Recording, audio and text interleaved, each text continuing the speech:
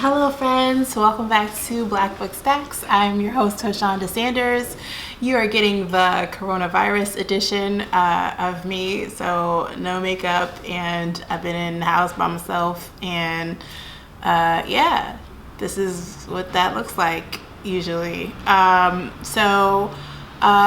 This is kind of a special edition in part because I just finished reading a book that's not going to come out for a little while, but I thought it was important while I still remembered the fresh experience of finishing it to share it with you. This is Memorial Drive by Natasha Trethewey, and she's a Pulitzer Prize winning poet, the 19th Poet Laureate of the United States, author of 5 collections of poetry and a book of creative nonfiction.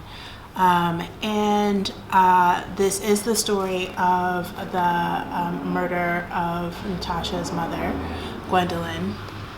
Her former stepfather shot and killed her mother after stalking her and being abusive for many years. And this is essentially a recounting of that experience.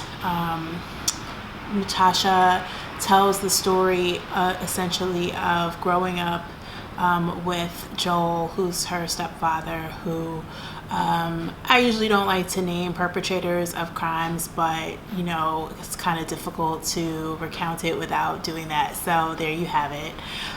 He is a Vietnam War veteran who essentially torments Natasha when she gets her first diary. He breaks the lock, and so then she begins essentially to write towards him as a young person, and the way that she describes it in the book, she's really powerful. She realizes that she had found her first audience, and there is all of this sort of the southern niceties and traditions are kind of upended by this really persistent, menacing tone and his actions throughout the book.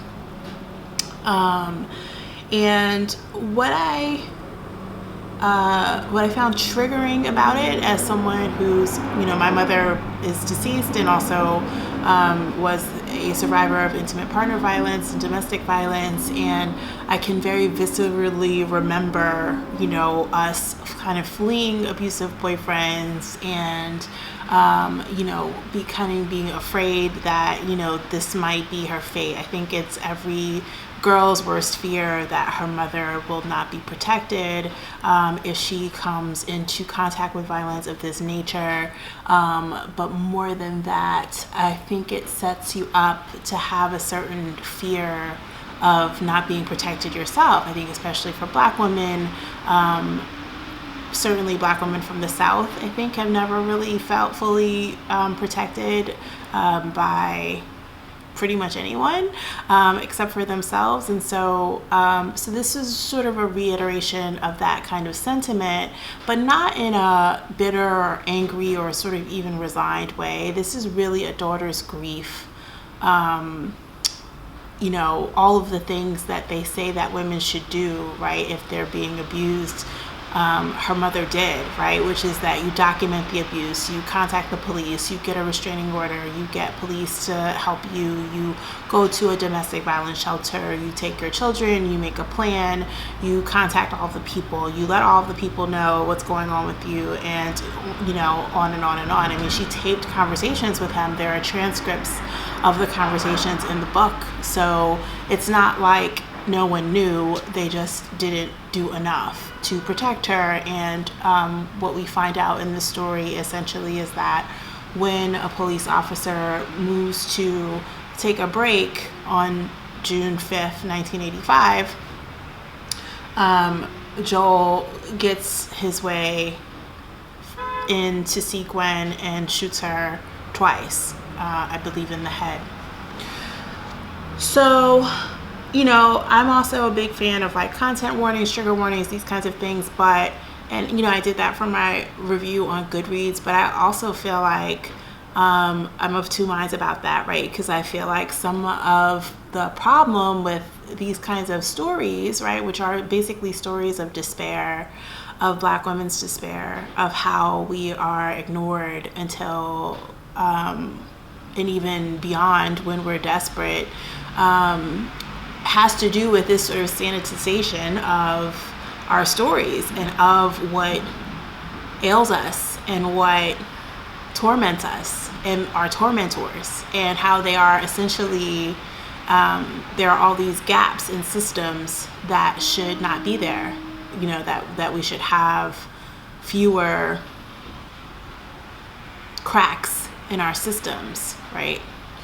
And so that's one thing to know, I think, on a visceral level, as a feminist, as a Black woman, as, a person who just thinks about these things and how they do or do not favor us. But because Natasha is a beautiful poet, there is an economy and, kind of a visceral nature to the grief that you feel, because she's been carrying it around for, it's been 30 plus years, right, since this happened. So there is essentially her knowing and viewpoint. I love that the subtitle is a daughter's memoir, because there is, the sort of daughter's view and daughter's empathy and sympathy and, sort of desire to protect that is there. And then we hear directly from both her mother and her father by way of these transcripts, which come to Natasha by way of happenstance, around the 20th anniversary of her mother's death. So I guess that would have been 2005. Math is not my strong point, so I think that's right.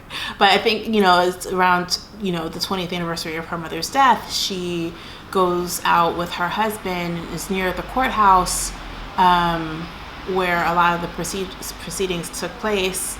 And, someone who kind of knows intimately the details of the court case, because it was widely reported in the news, tells her essentially, you got to get the court records, because 20 years is kind of the cutoff point for them to dispose of these records. And if you don't go get them, they'll be gone. And of course, a storyteller, even no matter what your genre, a storyteller is going to be like, I have to actually go get those, And, again, as someone whose mother has passed away, I can say that, that is having a time restriction on when you can actually gather the details, the sort of objective facts of kind of what remains of the memory of someone that you've loved, particularly the person who gave birth to you, is a major thing. It's also a really amazing gift. I think she kind of describes it as kind of this divine guidance, right? Where it's okay, maybe I wasn't going to write about this, but then here are some answers. Here are some things that that come together for me in a way that maybe I didn't necessarily expect before. So that's pretty beautiful. And there is not a happy ending. I don't think that there can be to a story like this. It's also not maudlin. It's not also exploitative of her grief, right? But it is just, it took me just a week to finish it, which is pretty uncommon these days.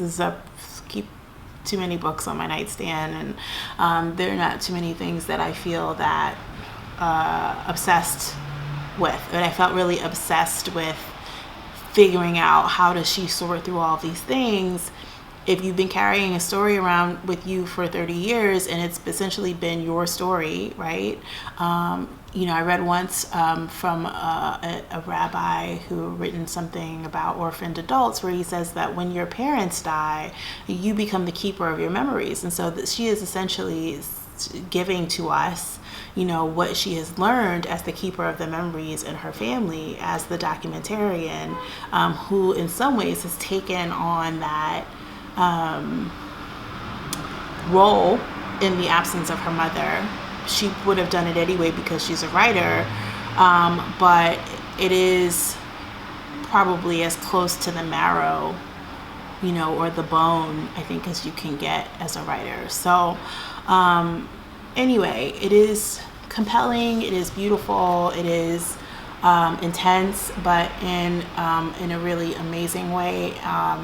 And so this is scheduled to come out July 2020. I highly recommend it, particularly if you like memoir, but I think specifically if you like poetry, if you're interested in stories that are just beautifully told. It is a beautifully told story about something that is really hard and devastating. That she can put language to something that is so devastating, and that was so public when it should have been private. There are so many like inverses in terms of what happens here, right?